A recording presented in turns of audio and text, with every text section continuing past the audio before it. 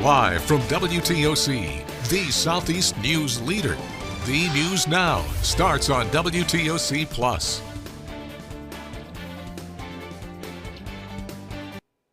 I'd like to wish you all a happy Friday. Thanks for joining us here for the news on WTOC Plus. I'm digital anchor Jude Binkley. This morning, the FBI is investigating another federal agent-involved shooting, this time in Portland, Oregon. The Department of Homeland Security says 2 people were shot while trying to flee federal agents. Local police say a man and a woman are now being treated in a hospital for their wounds. Now, the shooting came one day after an ICE agent shot and killed a woman in Minneapolis. CBS News' Gwen Bumgarner has the latest.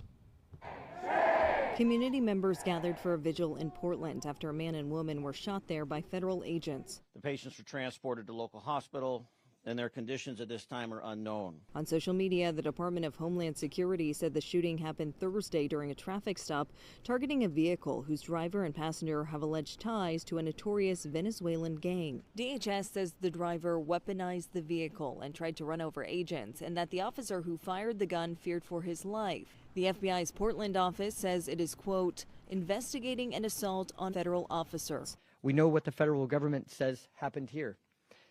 There was a time when we could take them at their word.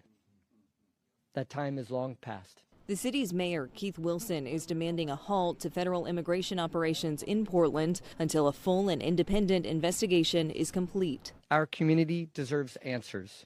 Our community deserves accountability. Protesters gathered outside of an ICE facility in Portland overnight. We must remain united in peaceful opposition to efforts to tear our community apart. State and local officials are urging community members to stay calm, especially in the wake of the fatal shooting of a woman in Minneapolis earlier this week by an ICE agent. Gwen Baumgartner, CBS News, Portland. And protests from that deadly shooting in Minneapolis have now reached the coastal empire. This not only sparked clashes between protesters and law enforcement, but between state and federal agents. Cities around the U.S. have banded together with many different protests taking place across the country now, and including one that reached the hostess city on Thursday. Multiple groups took part in a protest at the Savannah City Hall last night. They told our crews that ICE isn't making Americans any safer. Didn't expect such a last-minute call to action to be so fruitful, and we couldn't be more grateful for the people that showed up today. Ruel Roman is a state representative and candidate for Georgia governor, and she also attended the protest. She said that Georgia has one of the highest rates of ICE arrests in the country.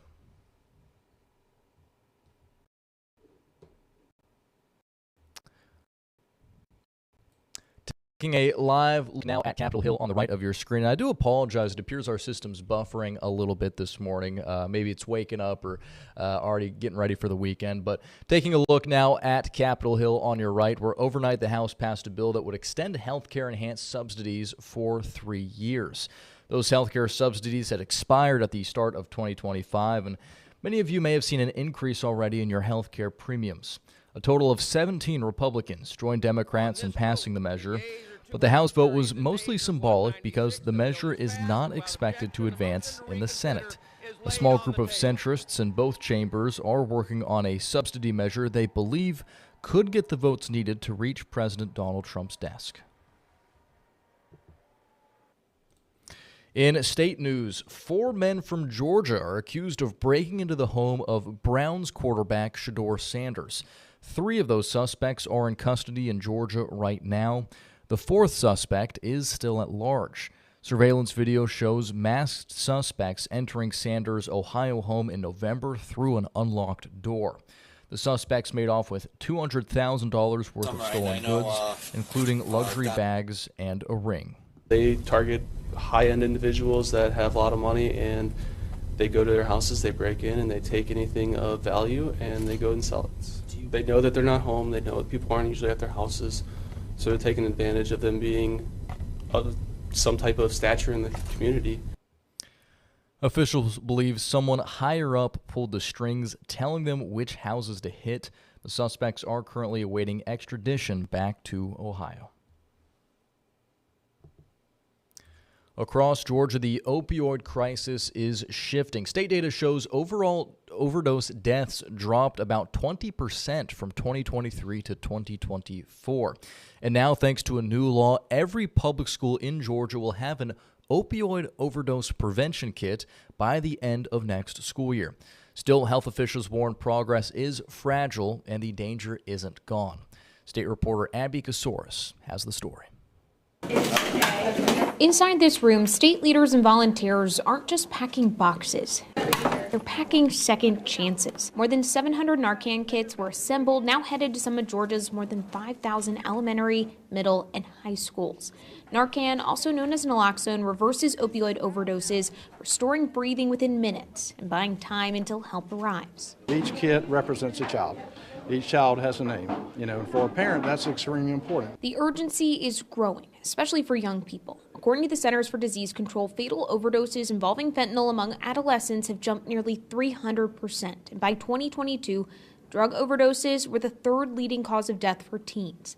Department of Behavioral Health and Developmental Disabilities Commissioner Kevin Tanner says Narcan's wider availability is making a difference. People carry it in their car, people have it in their homes. Law enforcement, EMS have Narcan available. It's also available without a prescription now. Even as overdose deaths begin to trend downward, a single loss can devastate a school community.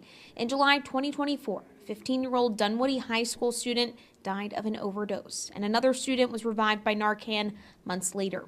Fellow student Maddie Cohen created Maddie's Narcan Project, aimed at getting Narcan into every school. This is something that's needed just as much as AED stations are needed, or just as much as EpiPens are needed in schools. If a school ever has to use Narcan, staff scan a QR code and a new kit is sent automatically. State leaders say where a child goes to school shouldn't determine whether help is there.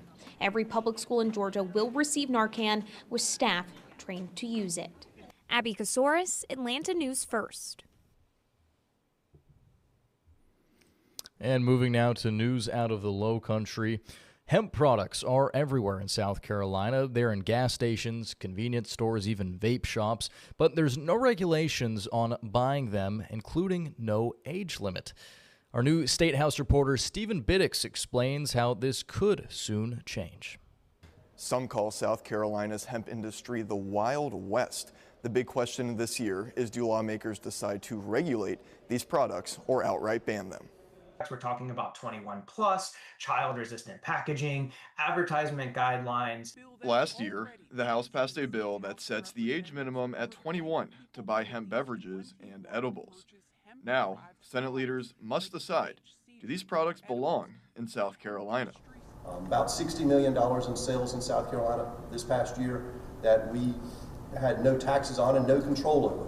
And so I think we need to take a serious look at THC and how it fits into South Carolina and whether we want it here at all. David Spang of Coastal Green Wellness in Myrtle Beach says he and others want a regulated market. Adding a ban would contradict the Trump administration. The president signed an executive order last month directing a study of CBD that could lead to Medicaid and Medicare coverage.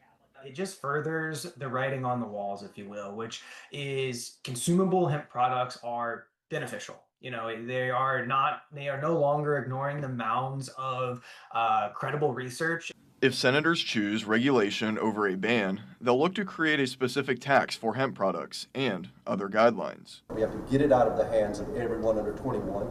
We have to decide what an appropriate dosage is, which is another insane thing to kind of talk about, and where it should be sold and how it should be distributed. As for a medical marijuana program, the Senate approved bills in 2022 and 2024 and sent them to the House, but the House never took them up.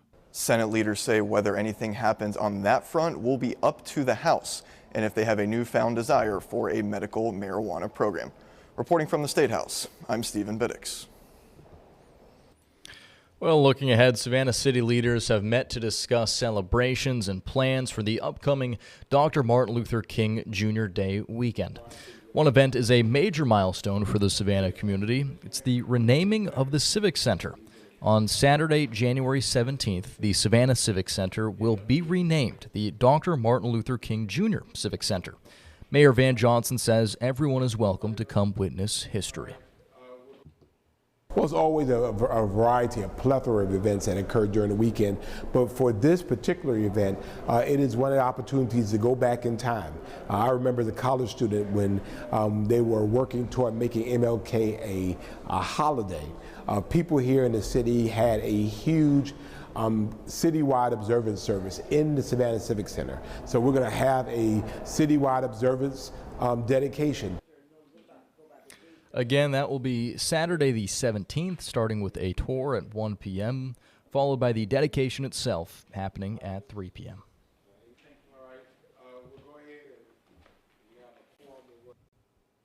In sports news now, it's a new era for Savannah State football as the Tigers formally introduced their new head football coach, Thomas Howard. This is something we streamed live right here on WTOC Plus yesterday afternoon.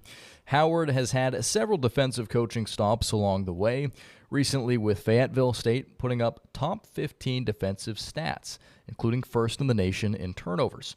Howard now puts on the head coaching hat for the first time in his career. He coaches with 3 rules: stop the run, protect the football, and win the kicking game.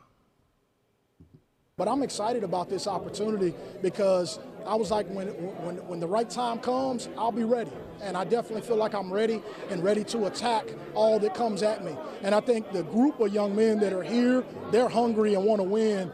So some of the little things that I do to push them to get there will be fine. All right, and to wrap things up here on WTOC Plus, if you play the New York Times' Wordle puzzle, we've just found out the hardest word for Georgia in 2025. Research from the company Unscrambler found the word whole, W-H-O-L-E, was the hardest one to guess in the Peach State last year. It stumped players on July 27th. The study also found that throughout the whole year, Georgia players searched for Wordle hints on Google almost 1.5 million times. Nationally, the most difficult Wordle last year was on May 11th. That word was dowel, D-O-W-E-L. I'm more of a Sudoku guy myself personally. But with that, we're going to wrap things up here with the news on WTOC Plus. Thanks for making us part of your Friday morning. Of course, happy Friday. We hope you all enjoy the weekend. We'll be back in just about 45 minutes with a look at your weekend forecast, including potential record-setting heat across the weekend, specifically on Saturday. Andrew Gordon will join us with that coming up at the top of the hour at 11 o'clock. And in the meantime, you can always head on over to our website to catch the latest stories at WTOC.com. Thanks for watching, and here's Local News Live.